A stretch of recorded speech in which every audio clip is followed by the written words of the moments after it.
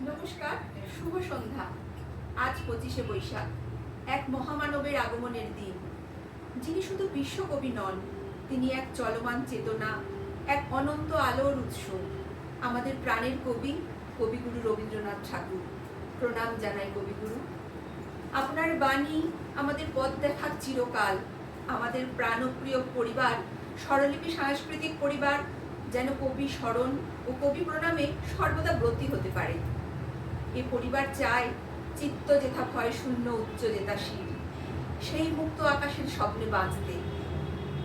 আবার কখনো সকলের কণ্ঠে ধ্বনিত হয় এক সাহসী আহ্বান, যদি তোর ডাক শুনে কেউ না আসে। এ যেন জীবনের প্রতিটি কঠিন মুহূর্তে এগিয়ে যাওয়ার এক প্রেরণা।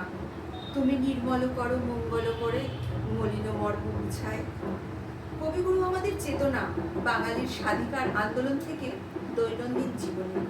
সুর, তার গান আমাদের একাকিত্বের শ্রেষ্ঠ সঙ্গী, এবং দর্শন, প্রকৃতি, মানুষ এবং ঈশ্বরকে এক সূত্রে বাঁধার নামই রবীন্দ্র দর্শন।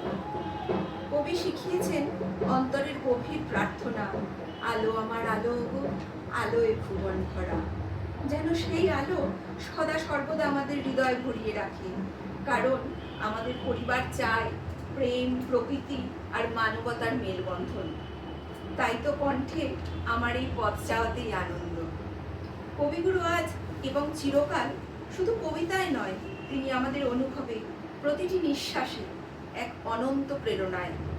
আজ তার জন্মদিনে আমরা তারই কবিতায়, গানে শ্রদ্ধা, ভালোবাসা ও কৃতজ্ঞতা অর্পণ করি।